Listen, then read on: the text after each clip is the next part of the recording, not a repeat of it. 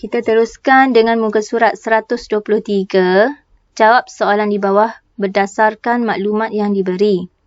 Graf garis di sebelah menunjukkan keuntungan sebuah syarikat dari tahun 2011 hingga 2015. A. Nyatakan keuntungan syarikat itu pada tahun 2014. Okey, pada 2014, berapa keuntungan dia? Okey, kalau kita tengok sini, ni 65, ini 70.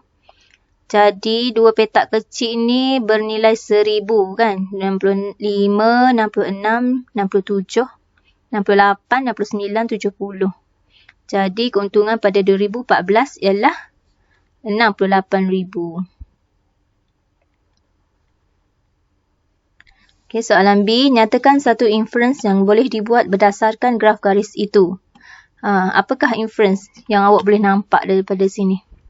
Kalau kita tengok pada graf garis ni, selepas 2013, setiap tahun keuntungan dia semakin bertambah. Okey, jadi macam mana kita nak buat ayat? Keuntungan syarikat itu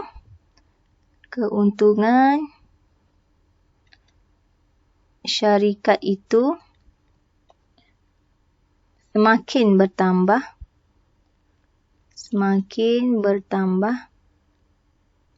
setiap tahun selepas 2013. Soalan C. Berdasarkan trend graf garis, ramalkan keuntungan syarikat itu pada tahun 2016. Okey, sekarang ni awak buat ramalan sendiri. Kan kita tengok lepas tahun 2013, setiap tahun dia bertambah. Jadi selepas 2015 ni, kemungkinan dia akan bertambah. Mungkin dia di sini. Jadi berapa kalau dia untung kat sini? Nilai dia adalah 75,000. Jadi kita buat ramalan bahawa keuntungan syarikat adalah 75,000. Okey, soalan yang kedua. Carta pai di sebelah menunjukkan taburan grade telur yang dijual di sebuah kedai.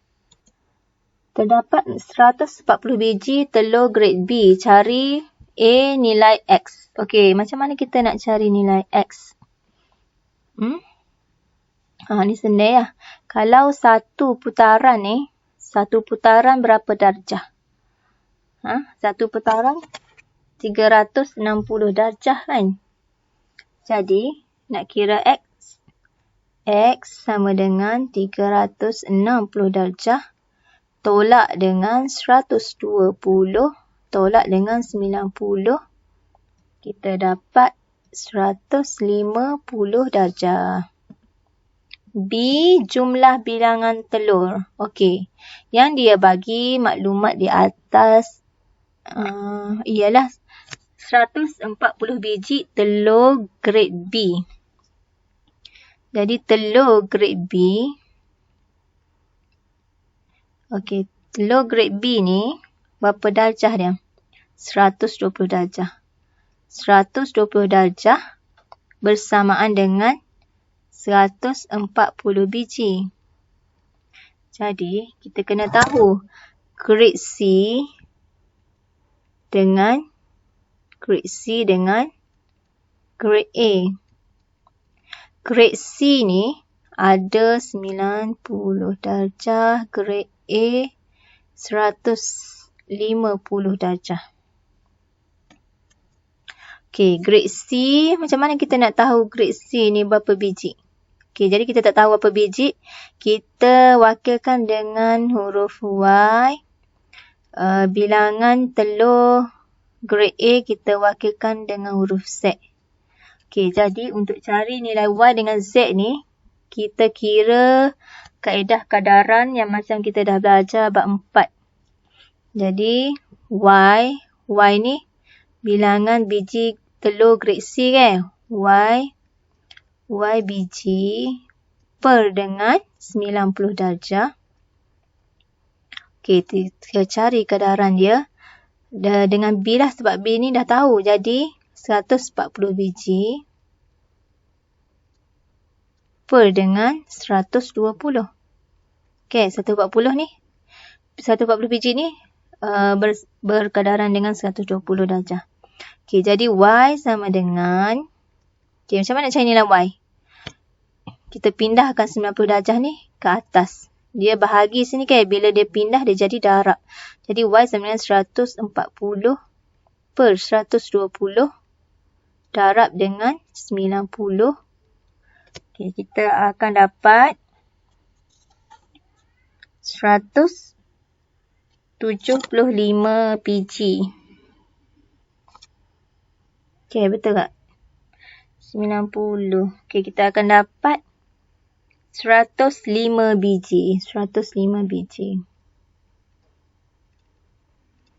Okay, Z pula. Z per dengan berapa darjah ni? 150. 150 darjah sama dengan, okay, kita bandingkan dengan grade B pun boleh sebab grade C pun boleh. Okay, kita ambil dengan grade B ya. Okay, Z ni biji kan? Jadi kita ambil biji ni 140 biji per dengan bawah ni sudut. Okay, sudut dia berapa? 120. Jadi Z sama dengan, okay, per 150 bahagi 150 kan? Bila pindah kita jadi darab. Jadi Z sama dengan 140 per 120 darab dengan 150. Okay, kita akan dapat 175 biji. Okay, jadi jumlah dia ialah jumlah bilangan telur sama dengan 140 tambah 105 tambah 175. Jumlah dia ialah 420 biji. Okay, soalan C. Beza antara bilangan telur grade A dan grade C. Okay, grade A. Z tadi apa Z? Z ialah 175. Y tadi apa? Y ialah 105.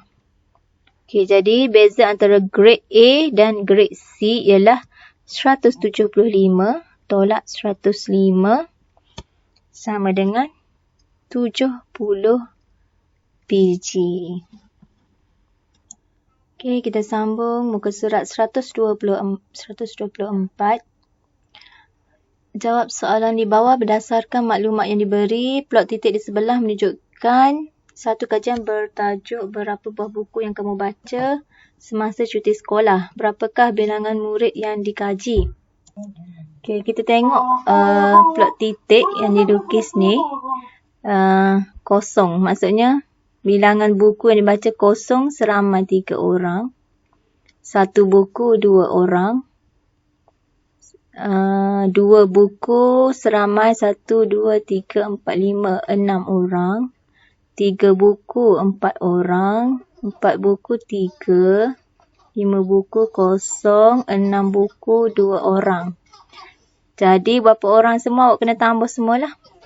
3 tambah 2 tambah 6 tambah 4 tambah 3 tambah kosong tu tak perlu lah. Tambah 2. Jumlah dia berapa? 5, 11, 15, 20 orang. Okay, soalan B. Berapakah bilangan murid yang membaca sekurang-kurangnya 4 buku? Sekurang-kurangnya 4 buku bermaksud 4 buku dan ke atas. 4 buku 3 orang. 5 buku kosong. 6 buku 2 orang. Jadi jumlahnya adalah 5 orang. Soalan C. Berapakah bilangan murid yang tidak membaca mana-mana buku? Kosong lah. Kosong buku ni berapa orang? 3 orang. Apakah inference yang boleh dibuat tentang bilangan buku yang dibaca oleh murid-murid semasa cuti sekolah? Okay, apa kesimpulan yang boleh buat berdasarkan plot titik yang diberi ni? Kalau kita tengok jumlah buku yang paling banyak dibaca ialah sebanyak 2 buah buku, iaitu 6 deh. Jadi kesimpulannya ialah kebanyakan murid membaca 2 buah buku semasa cuti sekolah. Kebanyakan murid membaca 2 buah buku semasa cuti sekolah.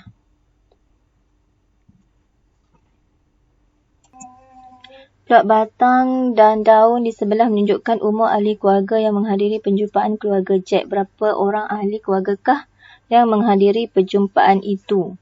Okey, kita nak kira berapa orang ahli tu, kita tengok pada batang dan daun ni. Ni ada berapa? 1, 2, 3, 4, 5. 5 orang. Sini 1, 2, 3, 4, 5, 6. 1, 2, 3, 4. 5, 6, 4. Sini ada 5 orang. 2, 1, 1. Jadi, jumlah dia adalah 5 tambah 6 tambah 4 tambah 5 tambah 2 tambah 1 tambah 1 26 orang. Okey, soalan B. Berapa orang kanak-kanakkah yang berumur kurang daripada 12 tahun? Okey, sini 13 kan? Ni 13 ke atas, jadi 12 ke bawah bermula dengan 11 dan ke bawah. 1, 2. Lepas tu ni ada 5, jadi 7 orang lah. 7 orang. Berapa umur ahli keluarga yang paling tua? Yang paling tua kita tengok sini lah. 61. 61 tahun.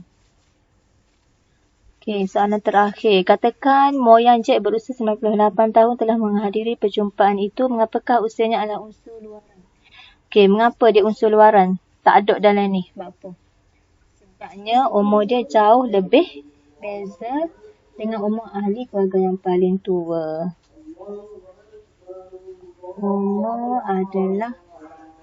Umurnya adalah lebih jauh beza dengan ahli keluarga lain. Okey.